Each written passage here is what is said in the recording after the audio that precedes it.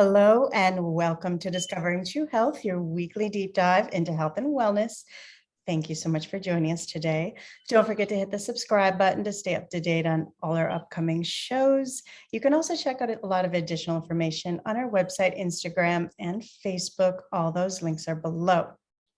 Now, we've spoken a lot on this show how unresolved childhood trauma and other life traumas can lead to chronic illness and disease if unresolved. So today on Discovering True Health, we will be learning how Thai yoga therapy massage can be a powerful tool in trauma recovery and the healing process. Now, we'll also learn about what the cycle of trauma is and how trauma can get trapped in our mind and bodies. And we'll be discussing what touch literacy is and the biological importance of human contact, as well as the negative impacts of our touch-deprived society. Now, out of our five senses, our ability to sense touch is one of the first to develop. And in fact, it's the one sense that we cannot live without. If you lose your sense of touch, you wouldn't be able to sit up or walk, and you wouldn't be able to feel pain. So biologically, our sense of touch is very important. Now, research also shows that humans don't simply want touch, we need it. And when we don't get enough positive human touch, we can develop a condition called touch deprivation. And touch deprivation can increase stress, anxiety, depression, and can lead to numerous additional negative physiological effects. Now, additionally, individuals who go without positive physical touch for long periods can even suffer from post-traumatic stress disorder. So my guest joining me today is Drew Hume.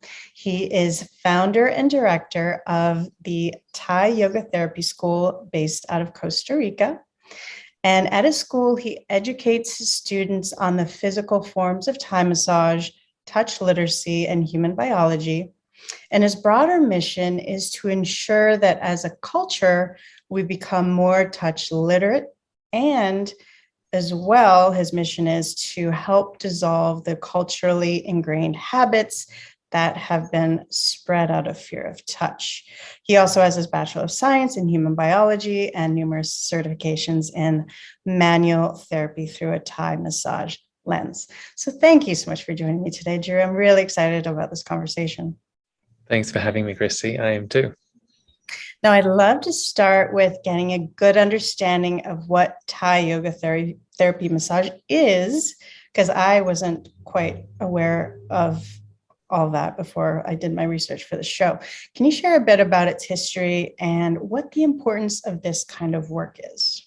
Yeah, absolutely. The history can be a little bit sort of convoluted and complex, but I'll try and make it relatively brief.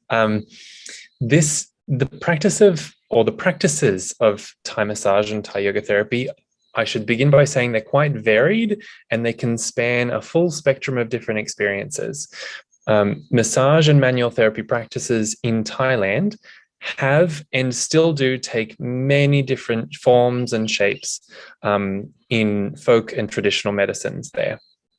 And so one key element of Thai medicine or Thai massage practices is to note that it's an element of traditional Thai medicine. In some ways, there are philosophical connections with practices like yoga and things that people are maybe a little bit more familiar with. There is a degree of philosophy that sort of connects the two from an Indian perspective. And though the practice of Thai massage is distinctly Thai in nature, as the philosophies from the Vedas, some very old texts called the Vedas, traveled down into Thailand, they were utilized and their own traditional medicines in Thailand were developed. One element of traditional Thai medicine is the manual therapy side of things. And in Thailand, that can look like various forms of massage with oils, the use of heat, the use of feet for the application of massage, or the use of hands only, or it can be fully clothed and without oils on padded mats. It can really take various forms in Thailand, and thus Thai massage can be many different things. Something that has been done more recently in the last 30 to 40 years is that as a practice, it's sort of been packaged up a little bit and marketed as one particular thing, which is commonly fully clothed without oils and on padded mats on the floor. So that's typically the ways in which we encounter Thai massage mostly these days, but it is also a little bit more varied and diverse than just that form. Got it. Yeah, I mean, I guess that makes sense. You can go to a spa at a hotel and they have their Thai massage, and it's probably very different from the time therapy massage that you do and that you teach. So how does Thai massage differ from other types of massage modalities? Yeah, in some of the forms, it probably looks and feels quite similar, but in the more commonly adapted format that I just mentioned, with fully clothed padded mats on the ground and no oils, it often takes a form that is a little bit more a combination of pressure-based massage, so less gliding over the skin strokes, more sinking into the muscles. And it can take the form of more stretches. So the practitioner can often move you around into different twists, into different stretches, and provide different sensations throughout the treatment than only the gliding over of massage tools on skin. Got it. So hence the yoga aspect in the Thai yoga massage. So it's more kind of a combination of, this, like you said, pressure, but also movement that could be yoga-esque. Yes, exactly. Now, some people will encourage that yoga-esque element to be more active. Some will encourage it to be more passive. Something that we teach is a little bit more passive. So someone can come and receive a treatment and just, as much as they can, sort of surrender the control of their limbs, which can be a difficult practice, but sort of relax and rest and be as restful as possible throughout the treatment. Whereas in other formats, sometimes people ask for a little bit more activity. So it is a little bit more sort of yoga-esque in that element. Understood. Now you teach touch literacy in your program and how we communicate a lot of information through touch. So can you speak on what the biological importance of human contact is, and what are some of the biological reactions that can happen when, we make positive physical contact with another person? And then in contrast, what are some of the negative biological reactions when we're deprived of touch for extended periods? Yeah, absolutely. The way that I approach teaching this practice is from the perspective of human biology, not just because that's sort of my own roots, but also because I think that a lot of different massage or manual therapy practices approach from more of a technique perspective. And I think that's really important to get there. But I think underlying technique and informing technique, we need some kind of understanding first of the impact or the potential impact for each of those moments in contact and what that can do for you. So I tend to lead with the touch biology piece, instilling an idea of just how deeply hardwired for touch we are, being the first sense to develop as we're a growing fetus, being the only sense that we can't live without, having unfortunately various examples throughout history in orphanages where babies were deprived of touch, but given what we consider to be the essentials, being, shelter, food and water, and having those essentials, quote unquote essentials, not being enough. There are horrible accounts of that and the negative effects that had on those infants. And in doing that, we approach the practice a little bit more from, this is a dance and a conversation between two very different people often in a lot of instances. And in doing that, we position ourselves as facilitators in a conversation, as opposed to something that could be more perceived as like a practitioner and a client type of a hierarchical situation. So we try to approach it in a way that has everyone on the same playing field, and through the lens of thinking about touch as a language. Because it's not just technique, it's something that we can communicate a huge amount of information through. There has even been a study done on this, and probably more than just one, but something that a touch researcher named Daka Keltner has reported on in various instances is how there was a study that looked at 1 second of contact between two people that couldn't see each other. They were screened, and in that 1 second of contact, the purveyor of touch was to try and convey some kind of emotion, and there was a list of 13 emotions, something like that. And so they were trying to convey anger or sadness or happiness or joy or whatever it was that the researchers said, this is your thing. And on the receiving end, someone was noting down the touch and thinking, okay, so it's this one, I think, or this one, or if it's not those two, I think it's this one. And something like 55% on average of the first response was accurate. So there's, and if it were to be chance, our likelihood of getting a few right answers would be somewhere around 8%. Wow. So there's a lot more happening than just chance. There's more information conveyed through touch than we commonly recognize. And so this is one of the reasons why we start with it being about a conversation, because whether we realize it or not, whether we're super conscious of it or not, more information is being conveyed through touch than we might realize. And if I give you the example, and for anyone listening, there has probably been an instance in your life where you've had that handshake or had that hug or some kind of contact and felt, oh, okay, something was off. You don't necessarily know what it is, or maybe you do. Sometimes there's really clear communication going on there, and sometimes it's more of like a not so sure. Maybe it was like something bad happened for that person today. I feel bad. They feel sad, kind of a thing. Or maybe it's any vast array of other experiences too. But if I position it like that, the chances is that a lot of people will have had some kind of experience. And so I think it's important to know that that experience is pervasive. We can and do communicate a lot more through touch than we commonly realize.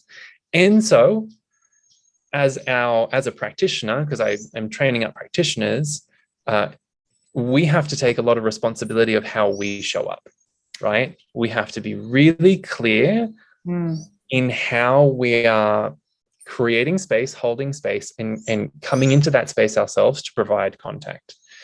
And so that can look like, employing various practices to try and, let's say you had a really tough conversation in the morning and it's still sticking with you, trying to employ practices to sort of just cut that for now and maybe come back to that and revisit it later on in the day. But for now, you're in a session and your attention and focus is generously heading towards the person that you're working with, so that you can sort of try and keep that influence out of the treatment space.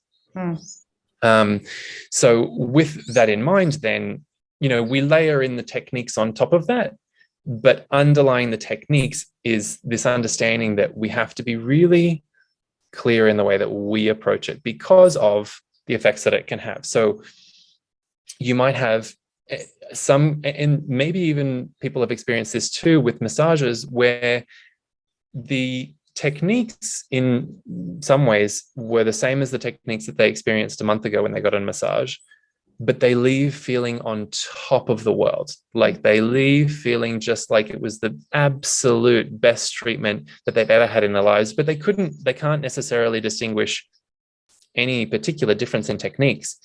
Oftentimes the difference between a good and an absolutely excellent experience is when we approach touch through the lens of it being, a dialogue, through the lens of it being a vocabulary. And when we can do that consistently, we start to provide really positive experiences, and we start to cultivate safer spaces, which is increasingly more important all the time. And we start to limit the instances where we're showing up in ways that we wouldn't necessarily want to experience if we were on the receiving end of that, because having that responsibility it usually drives different choices in how we prepare ourselves for the work that we do. And if we don't know that it's really important for me to stay focused and be generously attentive and listening to the person that I'm working with, then especially in those situations, we set ourselves up for treatments that are either, less than good, not enjoyable, or even worse. As are situations where people walk out of that in pain, or perhaps in certain instances, and I think we'll talk about this in a minute, but even sort of triggered from a childhood trauma experience or even an adulthood trauma experience. And when the practitioner isn't listening for the responses of the body and the responses of the mind, then we have a recipe that's more likely to cause those types of not so great experiences. Fascinating. Yeah, it reminded me of a saying, where your attention goes, your energy flows. And that's so true. I've been practicing that lately. I've been working with my energy, and I'm like, okay, this is, really being mindful of where your attention is, because that's literally where your energy is going to flow.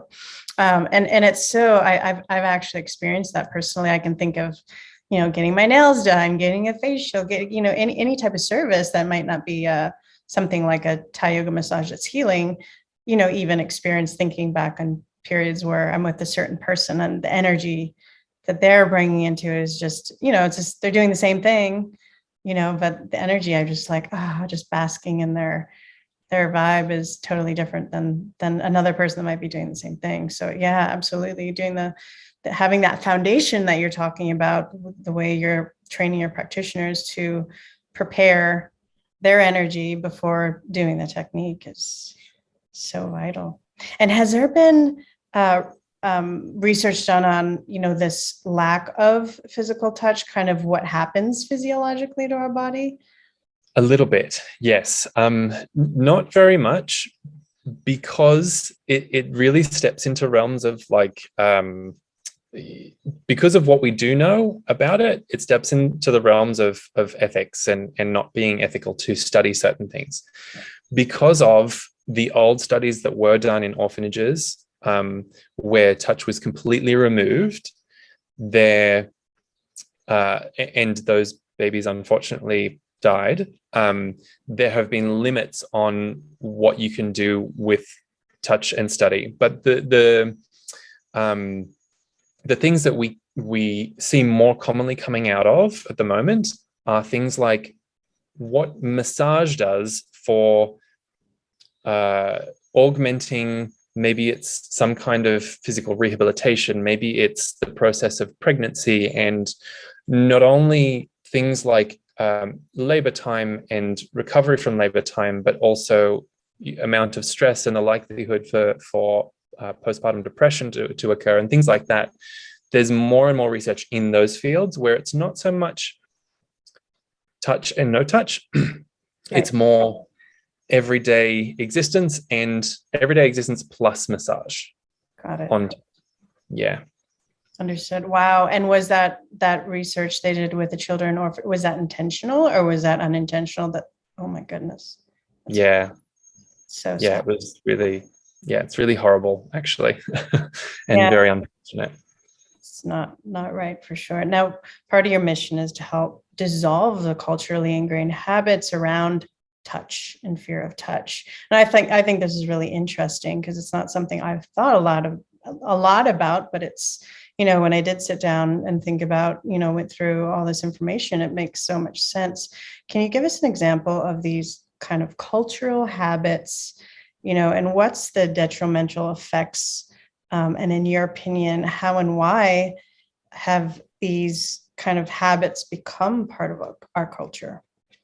Yeah. Okay. Oh, there's lots there. I think certain things that we do very commonly that are not great practice are forcing hugs and kisses for relatives and family members, for various reasons. That I think is something that is very cultural and doesn't support the development of a, a diverse vocabulary in touch, nor does it support the idea of like cultivating a safe space in which touch can then feel like something positive as opposed to something that is scary and reinforcing of negative cycles, right? So I would say things like that are representative of practices that have become culturally ingrained. Also, the way that we use our words to establish our preferred touch practices with other people, I think is also something that we've lost. A lot of the time we keep ourselves silent for a perception of comfort.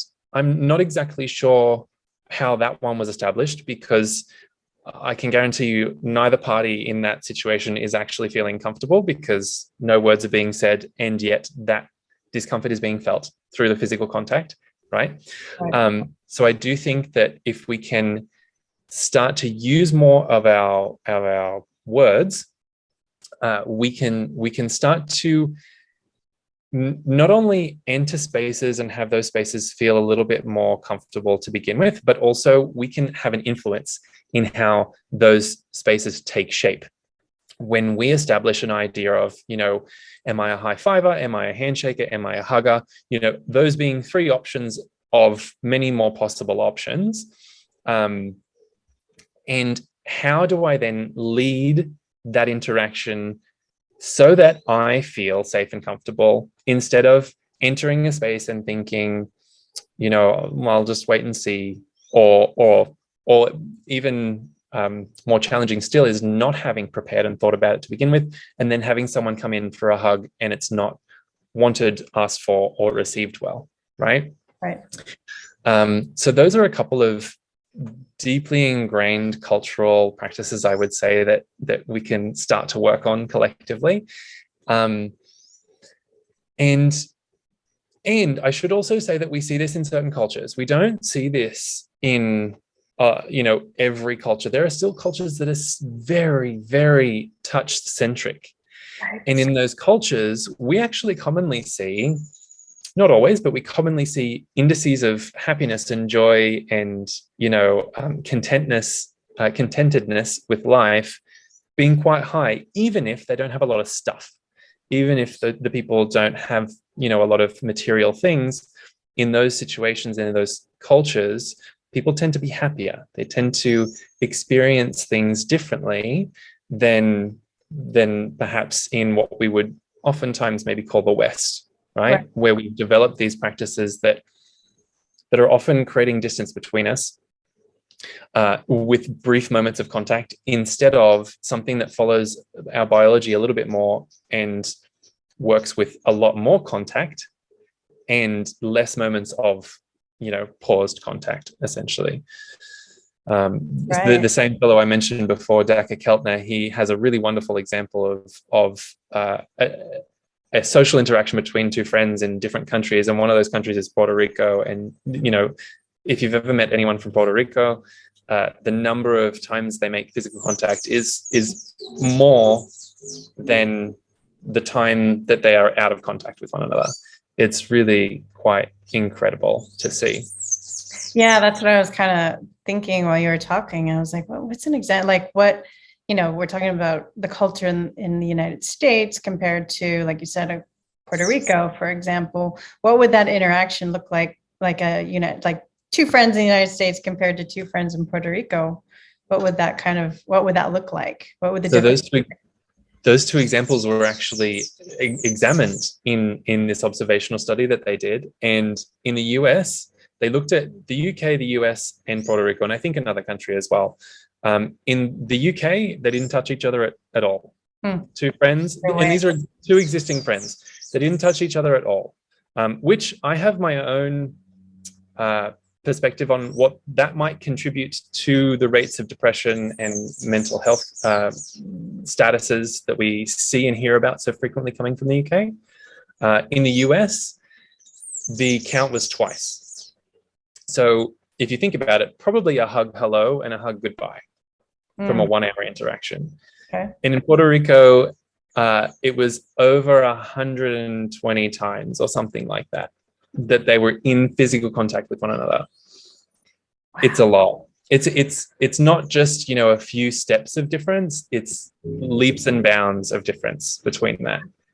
Yeah, as almost the two friends are using touch as part of, as mixed in with the verbal conversation that they're having. Right? It's blended. It's not just words, it's words and touch. Right? Everything is speaking at once. Fascinating. And I guess in turn, I would presume that the depression rates in that country are probably less than the US. I believe so. I believe so. Yeah. That's fascinating. And I guess the culture in the United States kind of came from Europe because we all came, you know, we're a big melting pot but originally from that area. So I guess we're kind of a step, we've evolved a bit from that no contact, but we still have quite a ways to go. And I wonder why that is. Like, where did this kind of, why does this culture have this just so flow and naturally kind of ingrained, and then, you know, the US culture does not? I think, and this perhaps is, this is my own idea, I will say that, and it's perhaps an idea that might feel a little odd for some people. But I think that this practice of removing touch and touch aversion comes from a combination of two things.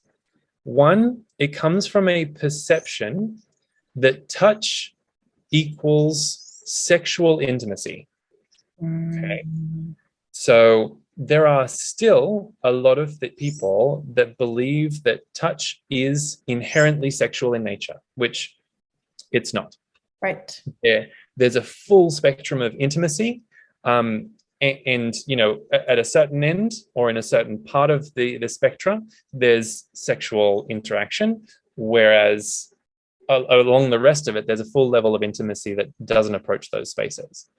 However, I think there's been some confusion along the way, and there's been a link between touch is sexual in nature, and I believe that oftentimes the driving force to remove that then from our daily interactions is a rather religious pressure. Yeah. I was going to say, it sounds like it's stemming from the majority religious, you know, structure in each country.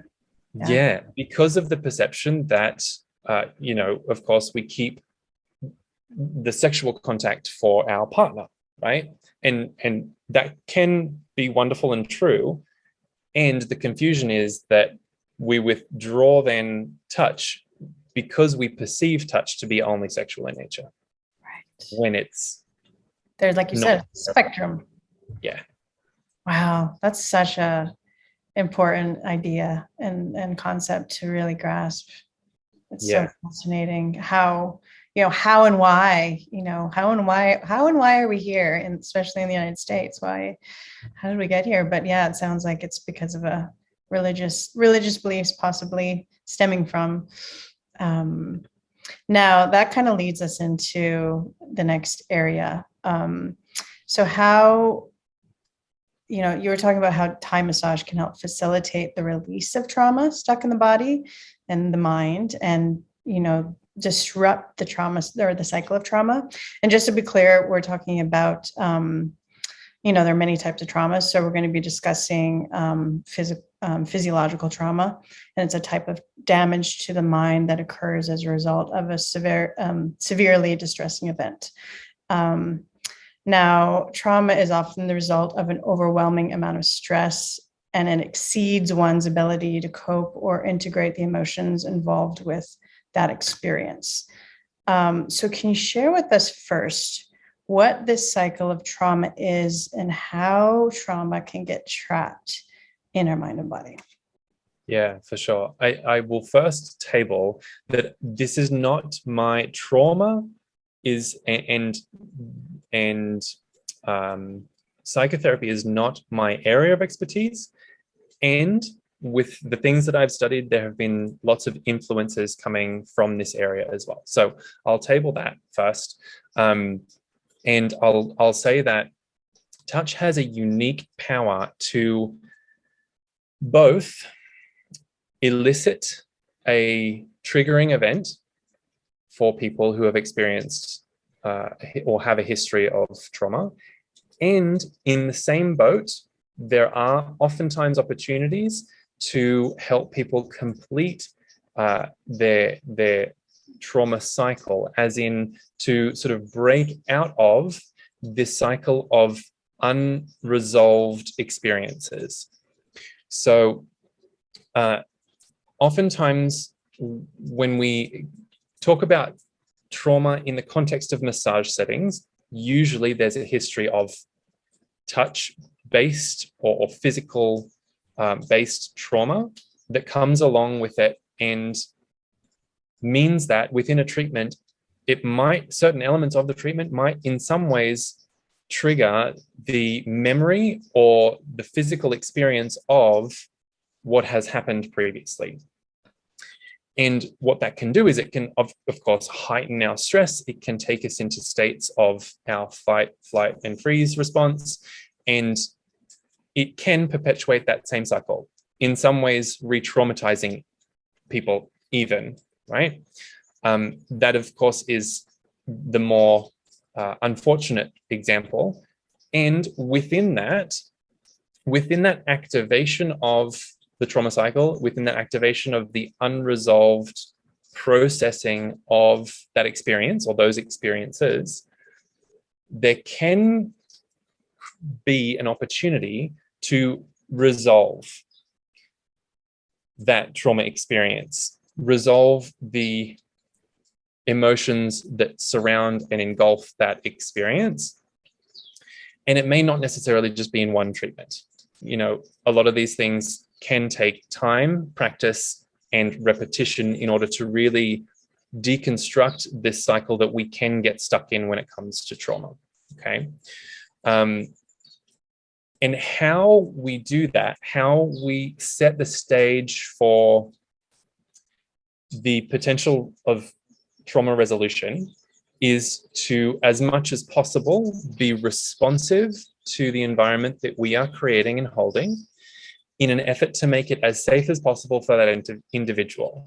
So this is something we also approach in our courses as well, is what do safe spaces look like? What can they look like? And how can we remain responsive to the needs of the individual, knowing that safe spaces are dynamic things. They're not static. So if we can do our best at the beginning to create something that, you know, we think is safe, and then throughout the treatment respond to that. An example would be, let's say you're massaging someone and this triggering sensation occurs, and you can feel their breathing take off. You can see them opening their eyes, looking around. There are these physiological responses that will be indicative of commonly a traumatic trigger. Paying attention to those and doing various things. One could be, not always, but could be a verbal check-in, okay? Which provides the opportunity and opens the door for your client or your person that's with you to communicate the needs that they have in that moment, to which you can then respond and adapt. On top of that, something that we really try to embody in the way that we approach the practice is to be very slow. Because oftentimes, when it comes to the illicit, sort of the triggering of the trauma experience, that when we can take time, and when our client has the tools to do so, they can often spend a bit of time there, focus on their breathing, do what they have to do in terms of looking around, seeing the exits, making sure they have an idea of if they need to get out, they can get out, right? And having them experience the feelings that come up throughout that trigger, and repeat to themselves something along the lines of, you know, this is a safe space. I can get out if I need to.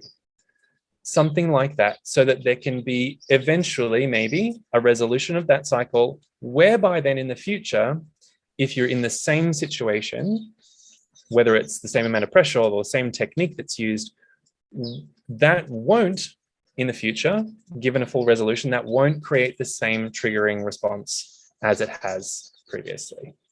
Right. Now you talk about the trauma cycle. Do you have a good basic kind of explanation of what the trauma cycle is, and how do we get stuck in the cycle where it can get trapped in our mind and body, so we can kind of understand it? Because it's so powerful to really understand that, I feel. The best way that I think about it is like the halting of the restorative process. So when either in the traumatic event or in an event that triggers the trauma to occur, it's the responses of the mind and the body that follow the same loop of essentially all of our stress and mobilization responses. So heart rate increase, breathing rate increase, pupils dilated, muscles ready to go. That's what I would call the trauma cycle. And that can keep happening if we were to, let's say in a treatment, simply move on to a different part of the body without taking our time, without talking to people about it, without requesting some kind of a change of what they need right in the moment, the next time we come back, that same cycle could be triggered, right? And it's cyclical in that the same physiological responses occur every single time we're in the same situation. Got it. Yeah. And that restorative process is interrupted every single time. So basically, when these kind of unresolved traumas come up and the physiological changes start happening, being able to stop and deal with it mentally and kind of, sit in the moment and face it and go through it, that helps kind of close that cycle and resolve that cycle, I guess you'd say. It can do, yes. And I will also say that for some people, in some moments, that's not what they need or want. And if they are working on such a process, then in those really difficult sensations is opportunity to gradually, with repetition, or maybe not. For some people, it's sort of a once and done thing. But for a lot of people, it's a repeated exposure type of a situation where each time their cycle of that physiological response gets a little less, but it still comes up, right? And then over time and with repetition, it gets less and less and less and less. And eventually it loses power to a point where there's still some mental work that needs to be done. Like there's still some, okay, I know where my exits are. I feel safe here and I can get out if I need to, right? But it using that type of approach isn't as urgent. Right. That makes a lot of sense. I the only experience I've had that I can kind of relate is with panic attacks, where and using, I was trying microdosing, and that helped me a lot, but using that along with self-talk when I would start having the panic attack, and you start talking yourself through it and kind of going through that. And then, like you said, eventually it shrinks and shrinks and shrinks to the point where it's still there. It still pops up, but it doesn't like totally spiral you into like that fight or flight. Exactly. Yeah. The sensations don't grip you and make the decisions for you, essentially. Yes, exactly. Yeah. I think you take your power back from it and you're able to work through it. Mm-hmm. Wow, that's fascinating. Now, I'd love to hear about your school. Can you share with us an overview of what the coursework entails and what your approach is when educating your students? Yeah, so we do take the approach of fully clothed, no oils, padded mats on the ground for the majority of our work. Also because it differentiates it as a practice from a lot of other massage and manual therapy-based practices. And for some people who don't want to remove their clothes, right, it adds to that level of sensation of safety for a lot of people. So we follow that trajectory for the work that we do. The way that we've broken it up is into 3-day sort of intensive modules. So in total, there are 9 intensives. We often have the first 3 considered to be sort of the first level of certification, if you will. And in different places around the world, we usually run those on a Friday, Saturday, Sunday. Here in the jungle, when people come down here with us, we do a 12-day intensive where we have module 1. So the first 3 days, a day of beach, usually, a day of integration, 3 days following that, another day of integration, and then the final 3 days. So there are different formats in which we do those first 3 modules. And then for each of the enhanced modules after that, they sort of take the practice in a different direction. And they add in both different theoretical tools that we can apply to the work that we do, and also different techniques, different physical tools to the work that we do to expand how we can meet people and how we can meet their needs, and also to expand the reach of how many people can come to us and feel like they are being treated. Right. So you have your location where people can come physically to Costa Rica. You said you had a location in the United States, or is that an online? It's mostly online everywhere else, except we actually used to have a base in Toronto, in Canada. Beautiful. And I'll be going back up there in July actually to teach a few courses. But we also have a little teaching team. I have a little teaching team who can travel around, and part of what we do is, instead of always having, a fixed location, is we travel out to anyone who would like to organize a group and we bring the training to them essentially. Oh, beautiful. Mm-hmm. Yeah, that's very needed for sure. Now, for those who would like to check out your school, where can we find you? And do you have any other great resources on Thai massage and the importance of touch therapy we can check out? Yeah, for sure. The website navina.ca is sort of our home base for a lot of the coursework that we do. You can also find us on social media. Navina.community on Instagram is probably where we're more active, or on my own personal page, Drew Hume. In terms of resources, someone who I forgot to mention earlier, who's doing a lot of the research, especially with massage and pregnancy, is Tiffany Field. If you look up Tiffany Field, she's done a huge amount of research.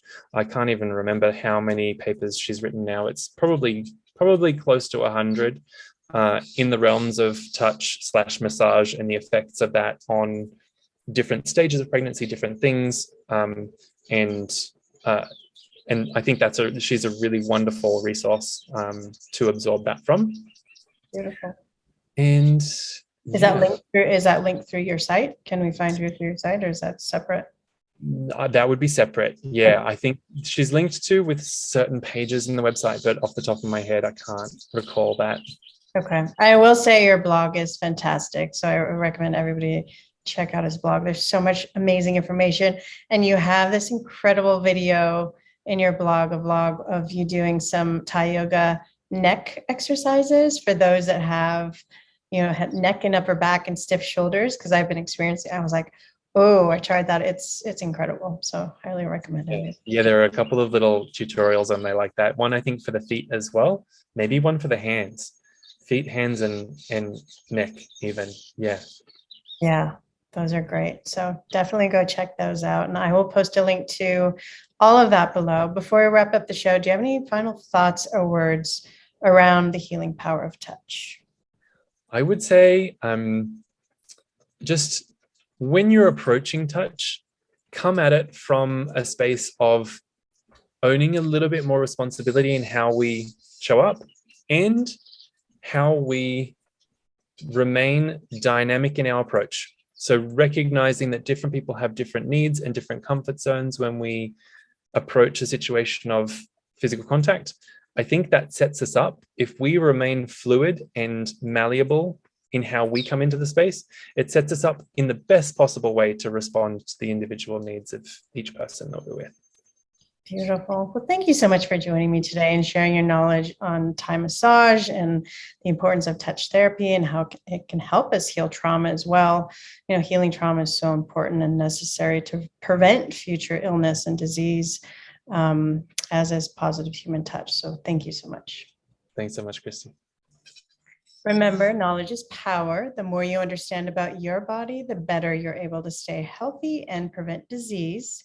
And a reminder, I'm not your doctor, so please don't take this as medical advice. If you have specific questions about your healthcare, feel free to reach out to your practitioner. And if you like this video, please like it and share it with others. This information could really help someone you may know. And also hit that subscribe button and the little bell to be sure you don't miss out on our future shows. And join us next Wednesday for the next episode of Discovering True Health.